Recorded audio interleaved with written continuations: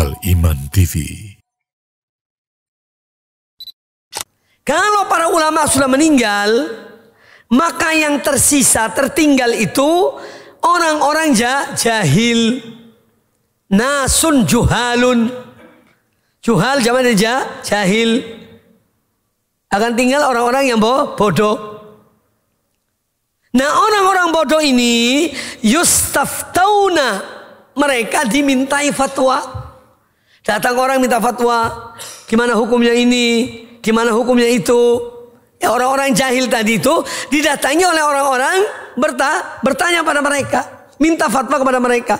Fayuftuna bi ra'yihim. Maka mereka akhirnya apa? Berfatwa dengan apa yang ada di kepalanya dan pendapatnya. Tidak lagi merujuk kepada Al-Quran dan Sunnah atau ijma ulama atau dalil-dalil. Assalamualaikum warahmatullahi wabarakatuh. Innal hamdalillah nahmaduhu wa nasta'inuhu wa nastaghfiruh. ونعوذ بالله من شرور أنفسنا ومن سيئات أعمالنا من يهده الله فلا مضل له ومن يضلل فلا هادي له أشهد أن لا إله إلا الله وحده لا شريك له أشهد أن محمدا عبده ورسوله يا أيها الذين آمنوا اتقوا الله حق تقاته ولا تموتن إلا وأنتم مسلمون يا أيها الناس اتقوا ربكم الذي خلقكم من نفس واحدة وخلق منها زوجها وبث منهما رجالا كثيرا ونساء واتقوا الله الذي تساءلون به والأرحام إن الله كان عليكم رقيبا يا أيها الذين آمنوا اتقوا الله وقولوا قولا سديدا يصلح لكم أعمالكم ويغفر لكم ذنوبكم ومن يطع الله ورسوله فقد فاز فوزا عظيما أما بعد فإن أحسن الحديث كتاب الله وخير الهدى هدى محمد صلى الله عليه وآله وسلم وشر الأمور محدثاتها وكل محدثة بدعة وكل بدعة ضلالة وكل ضلالة في النار. Ma'asyiral muslimin rahimakumullah. Alhamdulillah, pada kesempatan yang baik ini kita kembali mengkaji kitab Idahul Mahajjah fi Bayan Sabilis Salaf fi Akhdhid Din wa Fahmihi wal Amal Bihi wa Da'wati Ilaihi. Dan pembahasan kita insyaallah sampai pada halaman yang ke-103. Babu daf'i syubuhat bis sunan. Babu daf'i asyubuhati bis sunani. Bab tentang menolak berbagai macam syubhat dengan sunnah-sunnah Rasulullah sallallahu alaihi wasallam. Jadi syubhat itu dilawan dengan sunnah. Sunnah akan yang hanya sunnah yang akan mampu melawan syubhat. Ya, oleh karena itu kalau ada orang yang berbicara menyampaikan syubhat, maka kita menjawab dengan sunnah Rasulullah sallallahu alaihi wasallam. Dalil yang dibawakan satu ayat Al-Quran dan satu hadis Nabi sallallahu alaihi wasallam, perkataan Umar bin Khattab radhiyallahu an.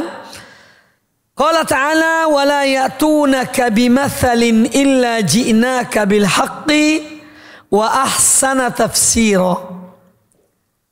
Wa la ya'tunaka bimathalin, dan mereka tidak datang kepada engkau wahai Muhammad dan membawa sebuah perumpamaan atau perkataan illa ji'naka bil haqq, melainkan kami Allah mendatangkan kepada engkau kebenaran, wa ahsana tafsira, dan sebaik-baik tafsir, yakni sebagai bantahan terhadap apa yang mereka bawakan itu.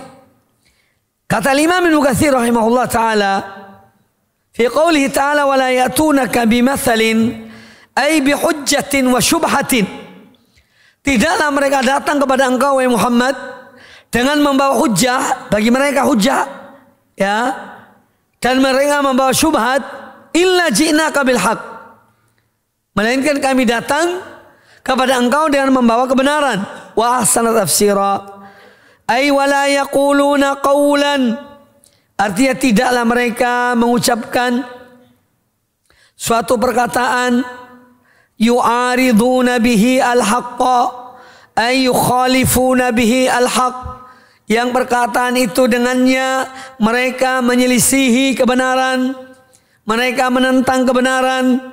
Illa ajabnahum, melainkan kami menjawab mereka. Ajaba yujibu, melainkan kami menjawab mereka. Bima huwal haq fi nafsil amr, dengan kebenaran, ya, dengan suatu kebenaran dalam masalah itu. Wa abyan wa awdahu wa afsahu min maqalatihim, yang kami datangkan itu, kebenaran yang kami datangkan itu abyan, lebih jelas, lebih terang, awdah, lebih jelas, afsah, lebih fasih, min maqalatihim, dari ucapan-ucapan mereka itu, dari syubhat-syubhat mereka. Allah akan menjawab. Jadi ini jaminan dari Allah Ta'ala terhadap ahlul batil yang datang membawa syubhat ke dalam agama ini. Maka Allah menjawabnya. Ya, dalam Al-Quran sudah ada jawabannya, dan sunnah-sunnah Rasulullah sallallahu alaihi wa alihi wasallam. Wa qala Umar bin Khattab radhiyallahu an, innahu sayati nasun.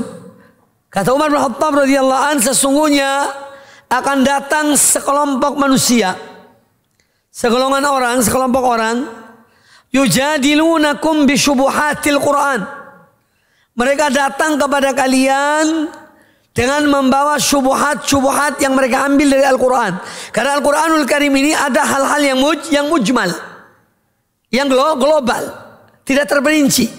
Nah, di situ bisa jadi pintu masuk mereka ahli syubhat. Ya, mereka itu bisa menjadi pintu masuk bagi ahli syubhat. Jadi akan datang suatu kaum, sekelompok orang yang mereka berdebat dengan kamu dan membawa syubhat-syubhat dari Al-Quranul Karim. Fakhudhuhum bis sunan, maka hadapi mereka, ya, hadapi mereka dengan sunan dan sunnah-sunnah Nabi sallallahu alaihi wasallam. Fa inna ashabas sunani a'lamu bi kitabillah azza wa jalla, karena orang-orang yang berpegang pada sunnah, yang mempelajari hadis-hadis Nabi sallam, mereka lebih mengetahui, mereka lebih berilmu tentang kitab Allah, tentang Al-Quranul Karim. Maka jawablah syubhat-syubhat mereka itu dengan sunnah-sunnah Rasulullah sallallahu alaihi wasallam. Nah, di sini tentu menjelaskan kepada kita tentang kewajiban untuk mempelajari sunnah. Karena sunnah ini senjata untuk menjawab syubhat. Fihi masail. Ada beberapa hal yang diambil dari ayat dan ucapan Umar ini atau dalam bab ini. Al-ula, al-mas'alatul ula, poin yang pertama, fil ayati anna fil kitabi was sunnati raddan ala kulli syubhatin wa dhalalatin. Ayat ini menunjukkan bahwa di dalam Al-Quranul Karim dan di dalam sunnah Rasulullah SAW itu ada bantahan terhadap setiap syubhat dan kesesatan. Ya, ada bantahannya dari Al-Quran dan sunnah pada setiap syubhat dan kesesatan yang dibawakan oleh ahlu syubhah wa ahlu dhalal wa ahlu ad-dhalal. Karena mereka ahlu syubhah itu selalu mengumbarkan syubhat mereka untuk menjadikan kaum muslimin ragu kepada agamanya. Maka yang menjawab mereka adalah orang-orang berilmu. Kalau seorang tidak punya ilmu, tidak usah jawab, ya, dan tidak usah mendengar syubhat mereka itu. Tutup telinga. Kalau mendengar syubhat mereka, tutup telinga. Kalau orang tidak punya ilmu, karena yang berhak menjawab mereka adalah orang-orang yang berilmu, ya, bukan sembarang orang. Jangan baru belajar sebentar langsung ingin berdebat dengan, ya, ahlu syubhat itu. Ya, ini berbahaya. Jadi dalam ayat ini, ayat 33 dari surah Al-Furqan menjelaskan bahwasanya dalam Al-Quran Al-Quranul Karim dan sunnah Nabi Sallallahu Alaihi Wasallam terdapat bantahan bagi setiap syubhah dan kesesatan. Poin kedua, tsaniyatu anna sunnata tubayyinul Quran wa tuwaddihu ma'nahu. Bahwasanya sunnah itu fungsinya apa? Sunnah itu tubayyinu Al-Quran, untuk menjelaskan Al-Quranul Karim. Karena ada hal-hal yang global dalam Al-Quran yang mujmal, ya, itu dijelaskan oleh Al-Quranul Karim. Wa tuwaddihu makna, dan dia menjelaskan akan maknanya. Wa tadfa'u syubhata man istadalla bi umumihi, dan sunnah itu membantah, menyanggah, menolak syubhat orang yang beristidlal, yang mengambil dalil dari Al-Quranul Karim dengan keumuman dalil itu. Karena di antara syubhat mereka, ahlu syubhat ini, mereka mengambil ayat-ayat yang umum dari Al-Quranul Karim, ya, untuk memasukkan syubhat mereka. Ya, kalau orang tidak punya ilmu, dia tidak akan bisa menjawab. Karena mereka berdalil dengan Al-Quran. Man istadalla bi umumi Al-Quran, yaitu membantah orang yang berdalil dengan keumuman ayat-ayat Al-Quran, au mutlaqihi ala batilin, atau ayat-ayat yang bersifat mutlak yang belum diperinci, ya, untuk membantu kebatilan mereka. Itu bisa dibantah dengan sunnah Rasulullah sallallahu alaihi wasallam. Ats-tsalitsatu, poin ketiga, al-hirsu ala sunnati. Jadi kita dianjurkan, diperintahkan untuk apa? Semangat dalam belajar sunnah, dalam berpegang kepada sunnah. Wa anna biha yahsulul huda, dan bahwasanya dengan sunnah itulah seorang akan mencapai petunjuk. Dia akan mendapatkan petunjuk dengan mengikuti sunnah. Wa yatahaqqaqul yakin, dan dengan mengikuti sunnah itu akan terwujud keyakinannya kepada agama Allah ini. Wa tandafi'u syubhat, dan dengan sunnah itu akan tandafi'u syubhat, syubhat itu akan tertolak, ya, tertolak dengan sendirinya. Wa tandafi'u asyubuhat, syubhat akan tertolak, terbantah dengan sunnah. Dari sila pentingnya kita mempelajari sunnah Nabi Sallallahu Alaihi Wasallam. Karena di sana banyak jawaban-jawaban bagi ahli syubhah. Dan contoh-contoh yang kita bawakan pada beberapa pelajaran yang lalu itu menunjukkan bagaimana ulama-ulama sunnah menjawab orang-orang yang ahli syubhat itu, ya, dengan jawaban-jawaban dari sunnah Rasulullah Sallallahu Alaihi Wasallam. Kemudian bab yang berikutnya, babu tarkil ifta'i birra'yil mujarradi, bab tentang meninggalkan al-ifta. Ifta dari afta yufti, iftaan, artinya memberi fatwa. Afta yufti iftaan. Makanya ada Darul Ifta. Apa arti Darul Ifta? Ini tempatnya para ulama yang memberi fatwa. Ya, Darul Ifta Al-Masri, Darul Ifta Al-Mamlakah Saudi Arabia. Ya, ini majelis fatwa. Sama juga ada di Majelis Ulama Indonesia. Ada yang namanya Komisi Fatwa. Ya, itu dari Ifta. Al-ifta ini memfatwakan suatu. Babu tarkil ifta'i birra'yi al-mujarradi, bab tentang meninggalkan berfatwa dengan pendapat murni tanpa bersandar pada dalil. Al-mujarrad artinya murni. Al-mujarrad artinya murni. Karena fatwa itu harus berdasarkan dalil. Tidak bisa seorang berfatwa tanpa dalil. Dan Quran atau sunnah atau kaidah-kaidah fiqhiyah, kaidah-kaidah usul yang sudah disepakati oleh para ulama, baru kemudian berfatwa. Oleh karena itu seorang mufti pun ada syarat-syaratnya. Tidak bisa setiap orang beri fatwa. Ya, sekarang ini bintang film baru ngaji pun berfatwa. Penyanyi baru ngaji berfatwa. Ya, ini bikin dunia cepat kiamat. Ya, kiamat qoribah. Karena munculnya juhal-juhal ini. Orang-orang yang tidak ngerti ngaji pun belum lurus bacaannya, fatwa, masya Allah. Ini hati-hati, zaman fitnah. Ya, jadi fatwa itu ada syarat-syaratnya. Seorang mufti. Maka seorang mufti diangkat oleh negara. Diangkat oleh para ulama, orang-orang alim yang mengangkat para mufti. Oleh karena itu di sini akan dibahas tentang larangan memberi fatwa dengan pendapat yang murni. Allah Ta'ala berfirman, "Wala taqfu ma laysa laka bihi ilmun, inna as-sam'a wal basara wal fuada kullu ulaika kana anhu mas'ula." Itu lanjutan dari ayat ini. Wala taqfu ma laysa laka bihi ilmun. La taqfu di sini disebut oleh Imam Ibnu Katsir rahimahullah, ba'da dzikri ba'di aqwalil mufassirin, setelah Imam Ibnu Katsir rahimahullah menyebutkan tentang pendapat para ulama tafsir tentang ayat ini, beliau berkata, "Annallaha ta'ala naha 'anil qawli bila ilmin." Inti dari ayat ini, la taqfu wa la taqfu ma laysa laka bi ilmun, artinya bahwasanya Allah Ta'ala melarang dari berbicara tanpa ilmu. Annallaha naha 'anil qawli bila ilmin.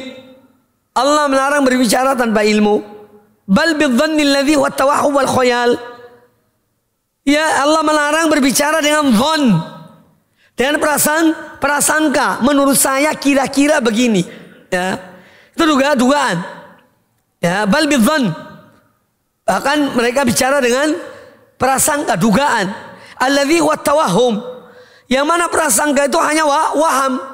Tawahhum itu dugaan, wal khayal, atau hal-hal yang dihayalkan dalam akalnya. Nah, ini dilarang. Ya. Kama qala ta'ala, ijtanibu katsiran minadh-dhanni inna ba'dadh-dhanni itsmun. Jauhilah kalian dari kebanyakan dari dhon, dari prasangka. Inna ba'dadh-dhanni itsmun, karena sebagian dari dhon itu adalah dosa.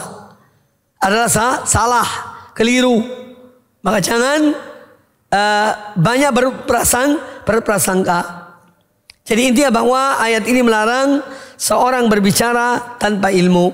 Qala al-Allamah As-Sa'di rahimahullah ta'ala, si Abdurrahman bin Nasir As-Sa'di rahimahullah berkata tentang ayat ini, ay wala tattabi ma laysa laka bihi ilmun. Jangan kamu mengikuti, jangan kamu nimbrung, ya, ma laysa laka bihi ilmun, tentang sesuatu yang kamu tidak mempunyai ilmu tentangnya. Jangan ikut-ikutan. Bal tathabbat fi kulli ma taquluhu wa taf'aluhu. Akan tetapi tathabbut, disuruh tathabbata, ya tathabbatu, cross check, ya.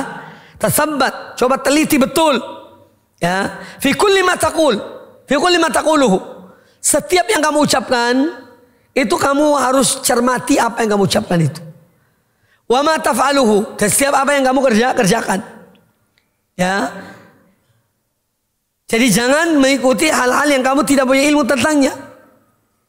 Fala tadhunna dzalika yadhhabu la laka wala 'alaika. Artinya fala tadhunna, janganlah kamu mengira bahwa kalau kamu berbicara tanpa ilmu, tanpa tasabbut, ini yadhhabu, dia hanya akan begitu saja pergi. Tidak ada dampaknya. Jangan kamu mengira begitu. Ya. La laka wal alaika. Jangan kamu mengira bahwa hal itu ini tidak menyebabkan sesuatu pada kamu. Tidak. Tapi ada akibatnya. Apa akibatnya? Ya, ayat selanjutnya, ayat ini. Inna sam'a wal basara wal fuada kullu ulaika kana anhu mas'ula. Semua akan ditanya. Pendengaran, penglihatan, hati akan ditanya.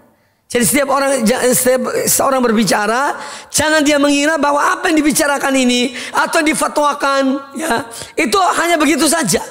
Tidak ada pertanggungjawabannya. Jangan. Akan ada pertanggungjawabannya dari apa yang kamu ucapkan, dari apa yang kamu lakukan.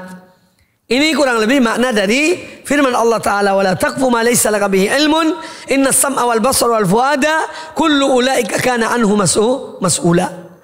Semua pendengaran, penglihatan, dan hati akan ditanya oleh Allah Subhanahu wa taala. Karena ini sumbernya ilmu. Sumbernya itu ditanya. Sumber ilmu mata dan pendengaran. Baru kemudian masuk di hati. Jadi al-ilmu fi sudur. Ilmu yang di hati itu orang menguasai ilmu yang di hatinya. Ya. Baik. Kemudian kata al-muallif, wa an Abdullah ibn Amr ibn al-As radhiyallahu anhuma, wa an Abdullah ibn Amr, yaitu Abdullah bin Amr bin As radhiyallahu anhu, beliau berkata, sami'tu an-nabiy sallallahu alaihi wasallam yaqul, aku mendengar Nabi sallallahu alaihi wasallam bersabda, innallaha la yanzi'ul ilma ba'da an a'tahumu intiza'an. Sesungguhnya sesungguhnya Allah la yanzi'u al-ilma. Allah tidak mencabut ilmu itu. Naza'a yanza'u. Artinya khala'a yakhla'u. Atau mencabut. Sesungguhnya Allah tidak mencabut ilmu itu ba'da'an atauhumuhu. Setelah Allah memberikan ilmu itu kepada mereka. Jadi kepada manusia. Kepada para ulama. Allah tidak mencabutnya intizaan dengan sekaligus. Allah tidak mengangkat ilmu ini secara sekaligus. Walakin akan tetapi Allah mencabut ilmu itu. Walakin yantazi'uhu minhum. Allah mengambil atau mencabut ilmu itu dari para ulama, dari manusia, ma'aqabdil ulama, yaitu dengan mewafatkan para ulama. Karena mewafatkan para ulama biilmihim, karena orang alim meninggal sama dengan ilmunya, kecuali orang alim yang mengajarkan ilmunya. Orang alim yang menulis itu ilmunya berkelanjutan. Tetapi kalau dia hanya alim dan dia tidak menulis, dia tidak mengajarkan, kalau meninggal, ya meninggal dengan ilmunya. Ilmunya pun hilang. Ya, jadi Allah mencabut ilmu itu dengan wafatnya para ulama. Fayabqa nasun juhalun. Kalau para ulama sudah meninggal, maka yang tertinggal itu orang-orang jahil.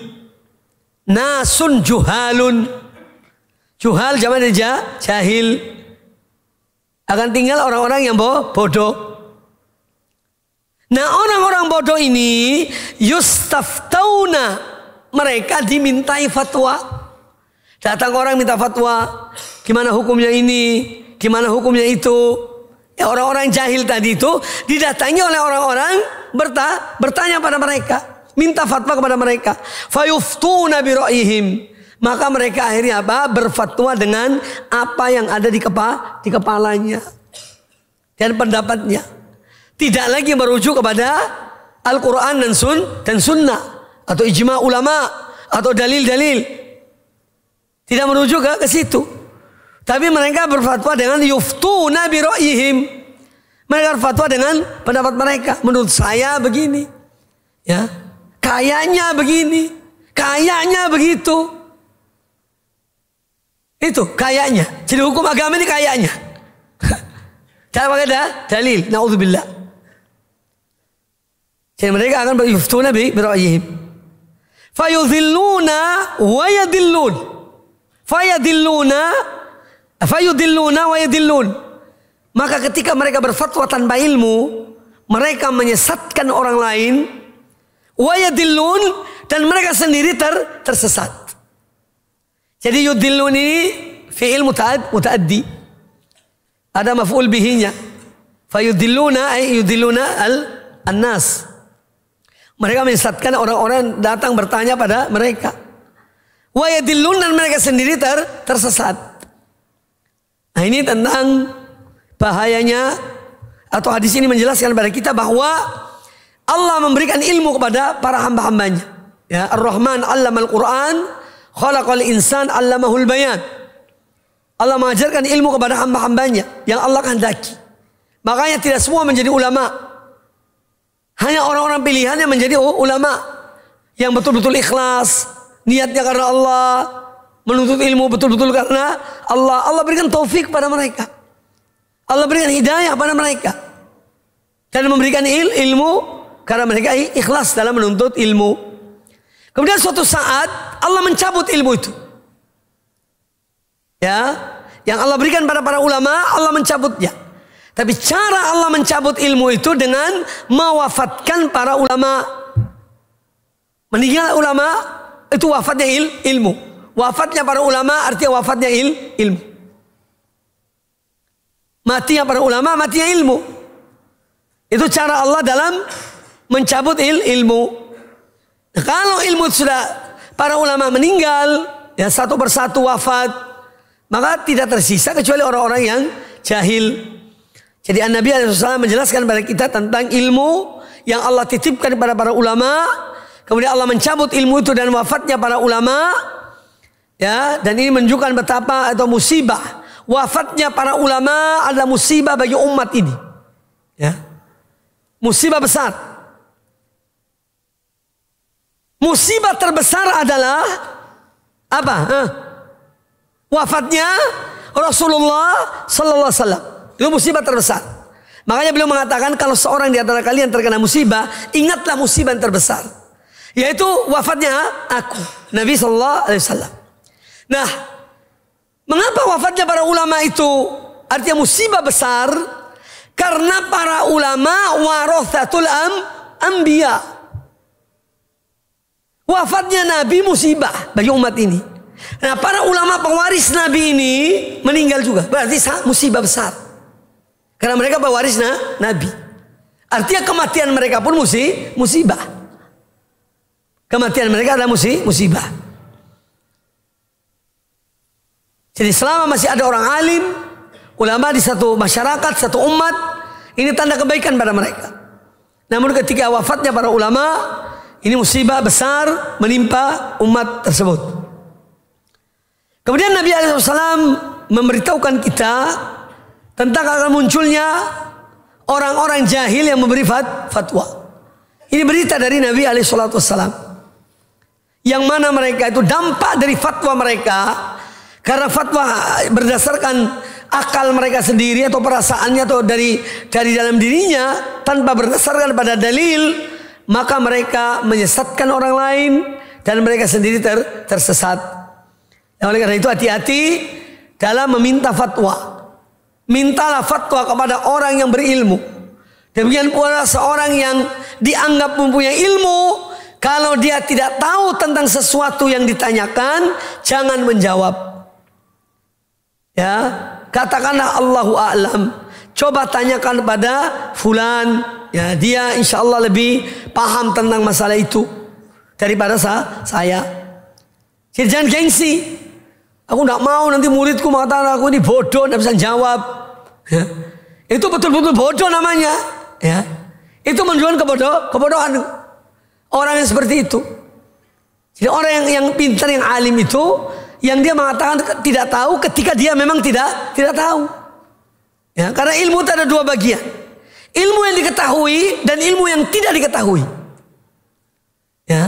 Maka ketika seorang mengatakan la a'lam, aku tidak tahu, dia sudah memiliki setengah dari ilmu. Paham dah ini? Ilmu itu ada dua, yang diketahui dan yang tidak diketahui. Dua bagian. Kalau ada orang mengatakan wallahu a'lam, saya tidak tahu, artinya dia memiliki setengah ilmu. Ini perkataan salaf. Perkataan para salaf. Ilmu ada dua macam, ada yang diketahui, ada yang tidak. Dan seorang mengatakan bahwa aku tidak mengetahui, itu adalah bagian dari ilmu. Jika memang dia betul-betul tidak mengetahuinya, katakanlah aku tidak mengetahui, wallahu a'lam. Tanyakan pada orang yang lebih berilmu, lebih menguasai tentang masalah ini daripada aku.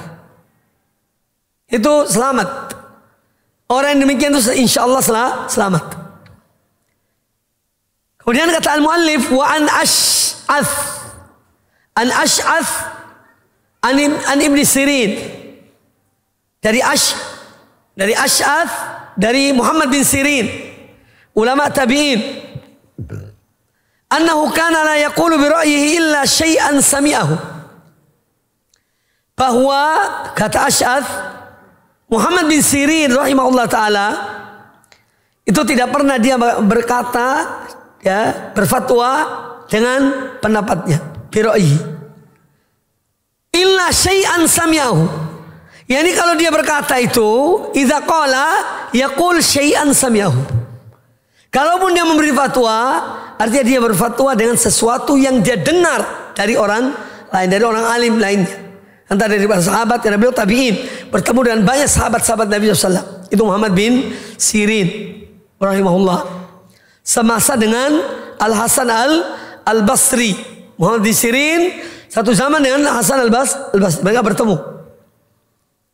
Jadi Muhammad bin Sirin rahimahullah la yaqulu bi ra'yihi.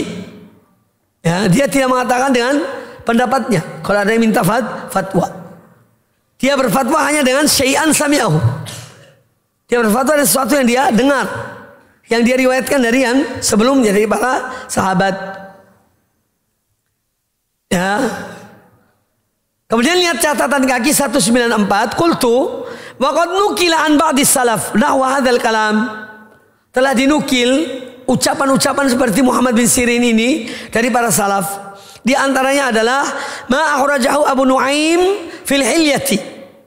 Ya, Abu Nuaim dalam kitabnya Hilyatu Al-Awliya, dan sanadnya bisanadihi an Abdurrahman bin Mahdi. Dari Abdurrahman bin Mahdi beliau mengatakan, yahrumu 'ala rajuli, haram bagi seseorang, an yaqula fi amri din, dia berbicara dalam masalah agama ini, illa syai'an sami'ahu min thiqatin, kecuali sesuatu yang dia dengar dari orang yang dipercaya. Itu orang alim yang thiqah. Ya, yahrumu 'ala rajul an yaqula fi amri din illa syai'an sami'ahu min thiqatin. Haram seorang berfatwa tanpa ilmu. Seorang berfatwa harus dengan ilmu yang dia dengar dari yang sebelumnya, diriwayatkan dari yang sebelumnya. Wa qala Al-A'mash rahimahullah berkata, ini muridnya Ibrahim An-Nakhai. Ibrahim An-Nakhai salah seorang ulama tabi'in. Sami'tu kata Al-A'mash, ma sami'tu Ibrahim yaqulu bi ra'yihi fi syai'in qattu. Aku tidak pernah mendengar Ibrahim An-Nakhai, salah seorang ulama tabi'in, dia mengatakan sesuatu dengan kepalanya dan pendapatnya. Ya, fi syai'in qat, sama sekali. Qattu yang sama sekali aku tidak pernah mendengar dia berfatwa dengan pendapatnya sendiri dari kepalanya. Wa qala Qatadah rahimahullah berkata, ma qultu bi ra'yi mundu 30 sanah. Aku tidak pernah berfatwa atau berkata dengan pendapatku sendiri semenjak 30 tahun. Jadi kalau ada orang bertanya, dia selalu merujuk kepada perkataan-perkataan yang ulama-ulama sebelumnya. Ini menunjukkan takwa mereka, takutnya mereka kepada Allah SWT. Karena fatwa ini mengatasnamakan Allah dan Rasulnya. Ya. Makanya Imam Ibnul Qayyim rahimahullah mempunyai kitab namanya I'lamul Muwaqqi'in. Seorang yang berfatwa itu sama dia menandatangani dari Allah Ta'ala. Seorang berfatwa itu sama dengan dia tanda tangan, ini loh, ini dari Allah Subhanahu wa taala, ini fatwanya. Beliau menulis kitab 4 jilid tentang masalah fatwa. Maka jangan gampang-gampangan berfatwa. Fihi masail, dalam masalah ini dalam bab ini ada beberapa poin. Yang pertama, an-nahyu anil futya bila ilmin. Futya jama dari fatwa. Jamanya futya atau fatawa, fatawi bisa. Jadi larangan berfatwa tanpa ilmu. Di situ saya menukil riwayat Abu Dawud dan dihasankan oleh Imam Al-Albani rahmatullah alaih. Akhraja Abu Dawud bi sanadihi an Abi Hurairah radhiyallahu anhu qala Rasulullah sallallahu alaihi wasallam, Rasulullah SAW bersabda, man uftiya bi ghairi ilmin, Man afta bi ghairi ilmin kana ismuhu ala man aftah. Ya. Barang siapa yang dia berfatwa tanpa ilmu, maka dosanya adalah atas siapa yang dia fatwakan. Man aftahu. Jadi kalau orang difatwakan menjalankan, mengamalkan fatwa dia, ternyata tidak benar, maka dia mendapat dosa. Ya, ismu alaman aftah. Pada siapa berfatwa dengan fatwa yang tanpa ilmu, maka dia berdosa. Selama orang mengamalkan fatwanya, dia dosa. Kecuali kalau dia orang mujtahid, seorang alim mujtahid, ya dia sampai pada ijtihadnya, maka di situ ada dua hal. Kalau dia berfatwa dan itu keliru, dia mendapat satu pahala. Kalau dia berfatwa dan benar, maka dia mendapat dua pahala. Jadi larangan berfatwa tanpa ilmu. Ats-tsaniyatu, poin kedua, annal ifta'a bir-ra'yi sababun lid-dhalal wal idlal. Bahwasanya berfatwa dengan pendapat sendiri tanpa merujuk kepada dalil, ini salah satu sebab kesesatan dan menyesatkan orang lain. Salah satu kesesatan yang mana orang berfatwa itu sesat dan dia menyesatkan orang lain. Ats-tsalitsatu, poin ketiga, al-hirsu ala ittiba'il athar. Kita melihat para ulama-ulama Ibnu Sirin, Ibrahim An-Nakhai, Qatadah, mereka adalah orang-orang yang mengikuti apa yang mereka dapatkan dari ilmu para sahabat, para tabi'in. Mereka berfatwa dengan fatwa-fatwa orang-orang sebelum mereka, yaitu athar para sahabat. Al-irsu ala ittiba'il athar. Ar-rabi'atu, yang kelima, yang keempat, ta'zimus salafi lis-sunnati. Ya, bahwa pembahasan ini juga menunjukkan tentang para salaf itu mereka memuliakan, mereka menghormati sunnah Nabi sallallahu alaihi wasallam. Makanya mereka tidak berfatwa kecuali dengan sunnah, ya, atau perkataan para sahabat. Al-khamisatu, yang kelima, dhammul ara'il mujarradati wa ghairil mabniyati 'alal kitabi was sunnah. Pendapat murni yang tidak dibangun di atas Al-Quran dan Sunnah, ini sesuatu yang tercela. Ya, dhammul ara'il mujarradati wa ghairil mabniyah 'alal kitabi was sunnah. Dan tidak dibangun di atas dalil Quran dan Sunnah. Itu sesuatu yang tercela. Dhamma yadhummu. Baik. Insyaallah yang akan datang Ramadan, yang akan datang pada Ramadan. Nanti kita bahas bab tentang iktisad fi sunnah khairun minal ijtihad fil bid'ati. Seorang dia membatasi dirinya dengan mengerjakan amalan-amalan sunnah, itu lebih baik daripada dia bersungguh-sungguh tapi dalam mengerjakan amalan-amalan bid'ah. Sungguh-sungguh tapi bid'ah.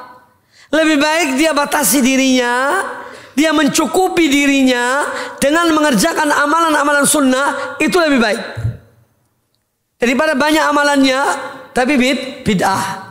Itu bab yang akan dibahas berikut ini. Nah, jadi intinya bahwa masalah fatwa ini bukan masalah yang mudah, masalah yang berat, karena ini tanggung jawab orang yang memberikan fatwa. Oleh karena itu hati-hati. Termasuk kalian tulabul ilmi yang baru belajar, ya, semester 8, semester 7, atau yang di bawahnya, atau yang di atasnya, hati-hati dalam berbicara. Sekarang ini muncul anak-anak kecil, ya, baru belajar, tak fasih bacaannya, baca ayat Quran masih salah, hadis salah, berfatwa. Ya, hati-hati, waspada. Ya, karena ini masalah tanggung jawab dalam kita berbicara. Baik, cukup ya? Cukup lanjut? Cukup. Semoga apa yang disampaikan bermanfaat bagi kita semuanya. Dan sampai di sini insyaallah kajian kita. Insyaallah kita lanjutkan sesudah bulan Ramadan biidznillah subhanahu wa ta'ala. Ya, aku qouli hadza wa jazakumullahu khairan. Subhanakallahumma wa bihamdika asyhadu an la ilaha illa anta astaghfiruka wa atubu ilaik. Wa sallallahu wa sallam wa baraka ala nabiyyina wa ala alihi washabihi ajma'in. Assalamualaikum warahmatullahi wabarakatuh. Dukung channel kami dengan like, subscribe, dan aktifkan notifikasi agar kamu tidak ketinggalan video-video menarik lainnya.